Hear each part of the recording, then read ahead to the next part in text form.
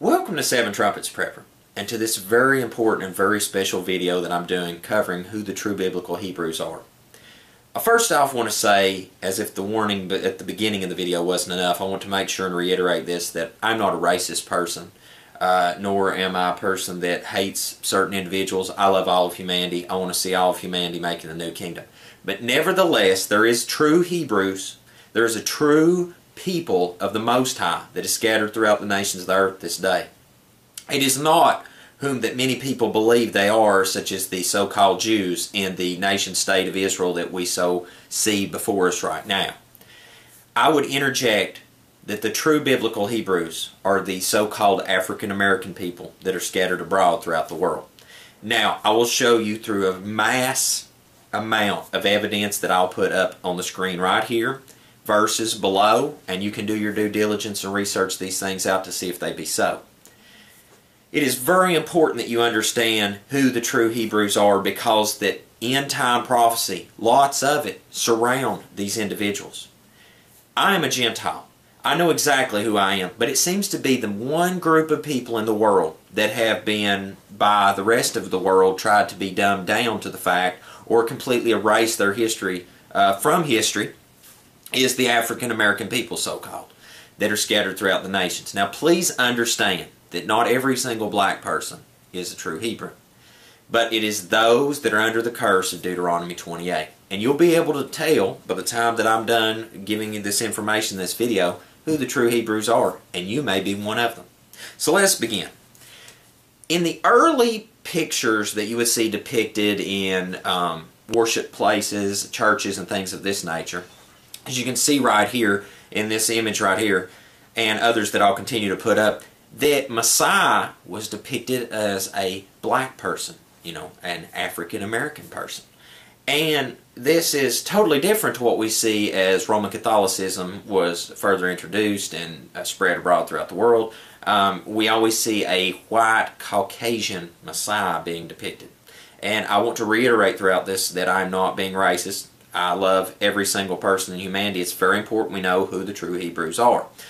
And anyway, as time progressed, though, these paintings and the depictions went from the black African-American features to a more Caucasian white feature. And this wasn't done overnight. This was a slow sifting process as to what we have today. Now, in every church house and on their walls, we see a white Messiah. And this could not be further from the truth.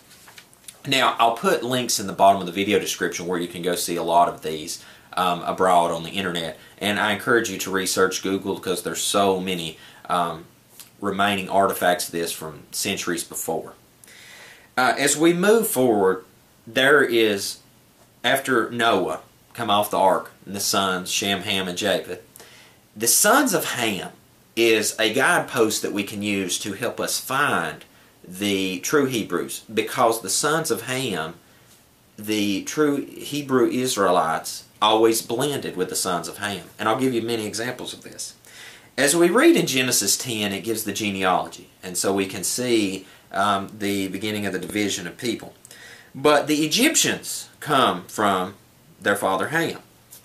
In Palestine, if you look at some of the people that are descendants from long ago, they're black. Although we have other people of ethnic background moved into Palestine today, the people that intermingled with the true Hebrews, the Palestinians, many of them are black. And that is from generations back. Not only this, but the scripture states that in Amos 9 and 7, that the Hebrews are like the Ethiopian to him. if we look in Ethiopia, I'd find that most people have no problem understanding that the people there are of black African nature. Now, the sons of Ham, though, as we find in the scripture, we can see that Joseph blended with the sons of Ham, because whenever his other brothers came to receive goods and merchandise to take back to help their family, they did not know that it was him. Now, this could have not went down if he was of another ethnic background, whatever color that may be, to blend with the black African American Egyptian at that time. I'm sorry, they're not American at all, but the black African Egyptian.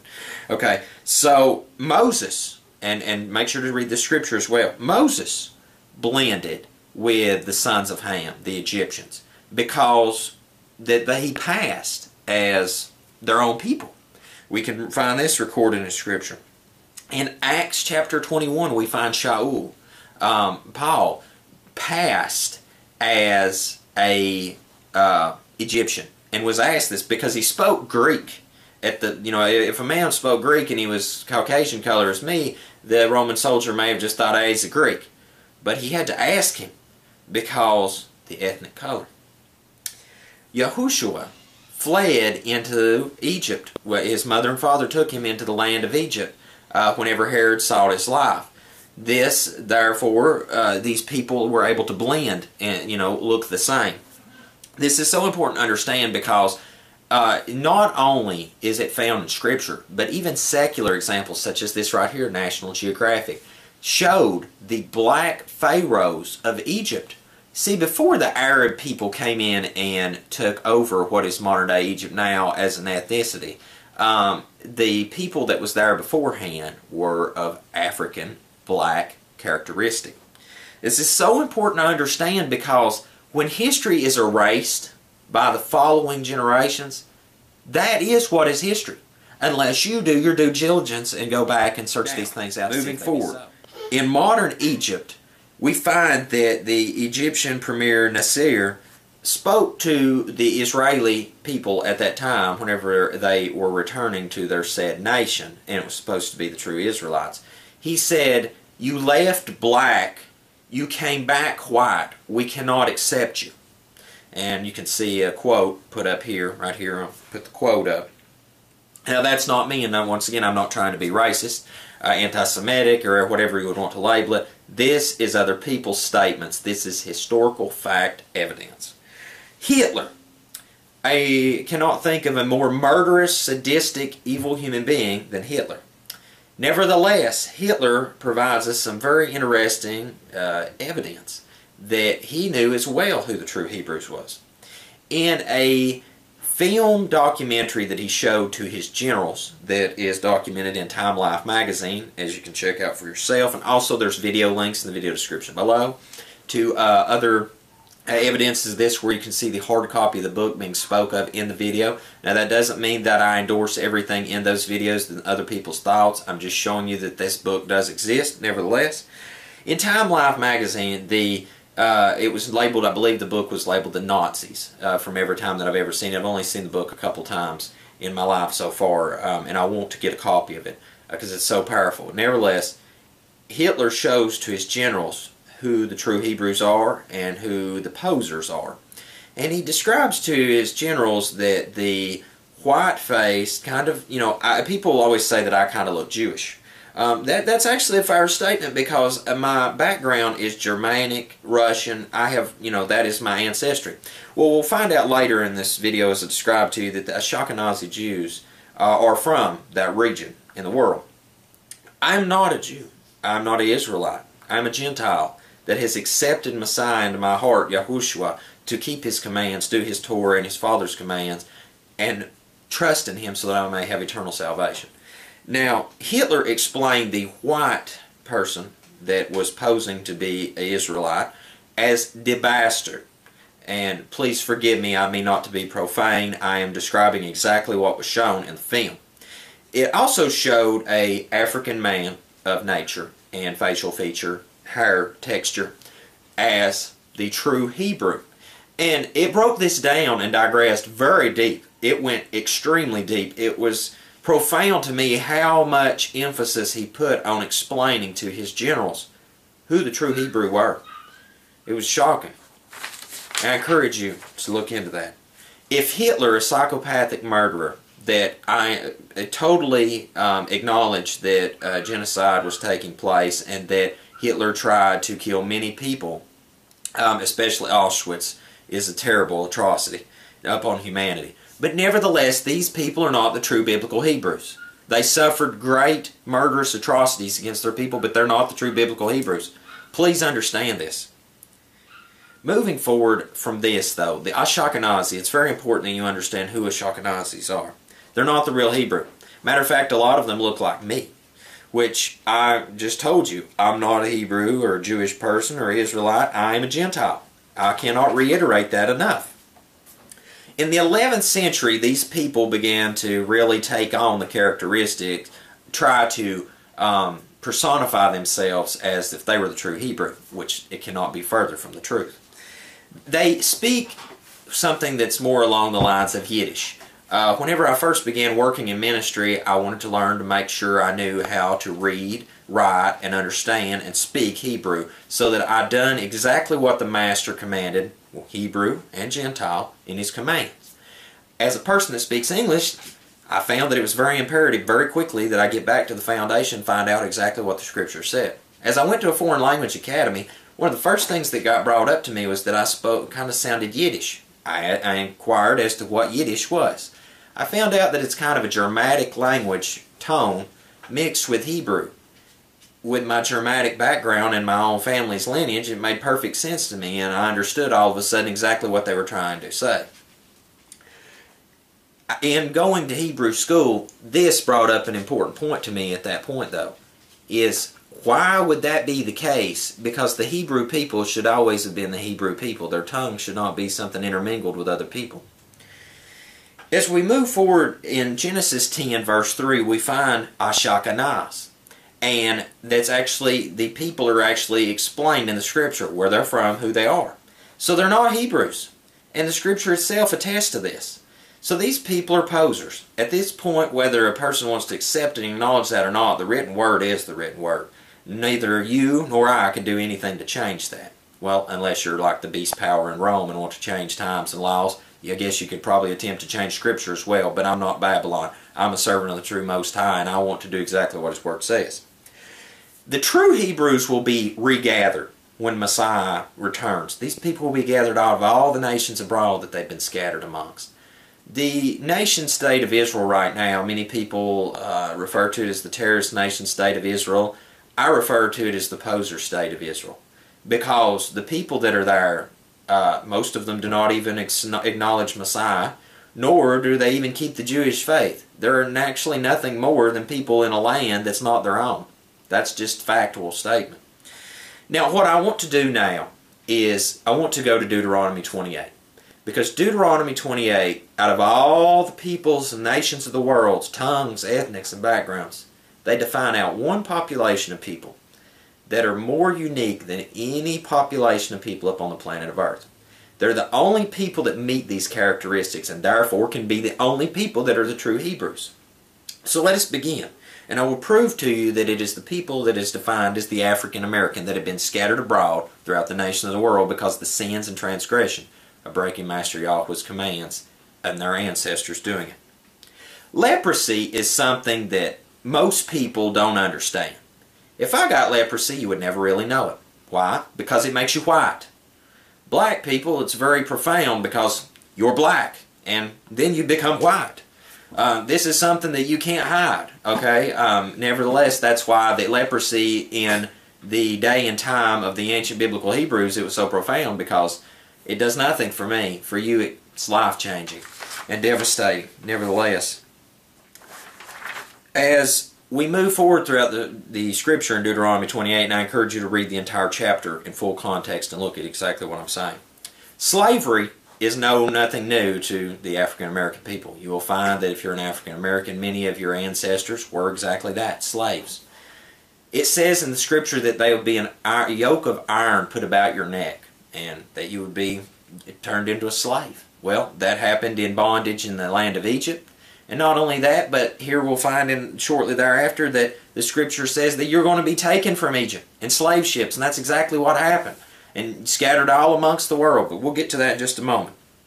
Scripture says that you would take a wife and another would lie with it. How many women were raped during slavery and taken from their husbands and sold to someone else as a master and taken abroad?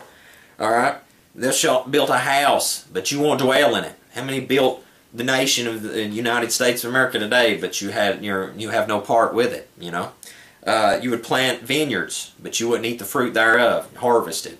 There you go. You know, you worked and toiled in the fields. Your ancestors worked and toiled in the fields, but you had no part of it. The sons and daughters taken away. You know, you'd long for them all the day long. Your eyes would fail for longing after them, and they're not to return. The slavery, the children would be born. They'd be to a certain age, and they'd be sold. Okay. You'd be oppressed and crushed. A nation of people that's oppressed and crushed. Not only that, but it just madness and blindness. You know, I mean not to be racist when I say this, but I've found some of the craziest stuff you find in the African American population. Just pull up your pants. Quit looking ridiculous. There's so many things that is just that it's because of the sin of your ancestors that you do these things in what you do now. And I mean not to be racist. It's just the truth. Your carcass would be for the beasts of the field. You know, so many people that was slaves just murdered and cast out, and the animals, the beasts of the field, and the fowls of the air ate your flesh. You shall fear day and night. You know, the Scripture said that, removed in all the kingdoms of the earth. If you look from the continent of Africa, where the Arabians called the best of my knowledge that I could find from this, and I will try to get, this is the only thing that I'm still trying to get a solid factual statement from the Arabic people, but it said that the Yahudim were a people accursed of their Elohim. And when they were sold off as slaves, that's what they were said. That was what would be said, and that whenever the slavery was taking place, that the African American people, so far referred to, but you are the true Yahudim or Israelites, were spread abroad to the United Kingdom, to America, to Australia, all abroad. Your people are spread all abroad, and will be regathered together again back into your land of Israel. You're spoiled and no man saves you. You know, I find out of all the peoples that are oppressed, especially in America, I find this interesting. That, and once again, please do not define this as racism. But especially at the point in time we're at right now, illegals immigrating into the United States, foreigners abroad, even for me as a white man, I found that when I became unemployed, it was very difficult on certain things. But I find for the most difficult people that have a hard time is probably the African American people. And I've wondered for many years why that was, until I understood that you people were the true Hebrews under the curse of Deuteronomy 28. And that makes perfect sense. The Scripture says that the stranger would be put above you and you would be put below. You know, I can't tell you how many times I've went into a McDonald's and other places abroad that it's the lowest of low jobs, and that's where you find many of the true Hebrews. And once again, I mean not to be racist. This is why you're under this ban, is because of Deuteronomy, the curse of Deuteronomy 28. And, you know, Deuteronomy 30, if you read that chapter, it's a call for return. And I encourage you to begin the restoration of the Creator's appointed times. Right there's a link to it. Keep His commandments. Believe on the Most High and accept His Son, because if you do so, one day you will have back what your ancestors lost. One day you'll have all these things restored unto you again. And, you know, it's just like Isaiah 56 and Isaiah chapter 58. I hold so tightly to those chapters myself in the Scripture because I'm a Gentile. I long for the new kingdom. I want to be gathered to be a part of it. But you are a very specific people. And for those of you who are listening, such as myself, like myself, that are Gentiles, it's very important that we understand who the true Hebrews are. Because those that are posers in the land of Israel right now, until the times of the Gentile be fulfilled, these people will not inherit the land of Israel. They're only here for a time being, for a short space. These people that are posers in the land will hold the land of Israel. They are not the true Hebrew, and they never will be. The life is in the blood. I know who I am because I done a DNA check, and it fulfilled everything that my ancestors, you know, my grandmother. People don't refer and listen to the Ancient of Days anymore. They don't listen to their elders. I listened to the Ancient of Days, and my elders and I resourced them as often as I could before they all passed away. And they told me who my people were, where my blood come from. And when I done that DNA check and they tested it, it traced it just down the line, right down the line to my people, my ancestors and those that were Ancient of Days that were still alive with me, told me exactly who they'd be. It went right line up on line. But the only people in the world who know not who they are, except that they're African American, are the true biblical Hebrews. And I encourage you today that if you're under the sound of my voice to begin that journey. If these, right here, this statistics, this information that I've shared with you from Scripture and from history, if you are compelled that you're one of those people, I encourage you to begin searching the Scripture now, because the time of restoration is coming.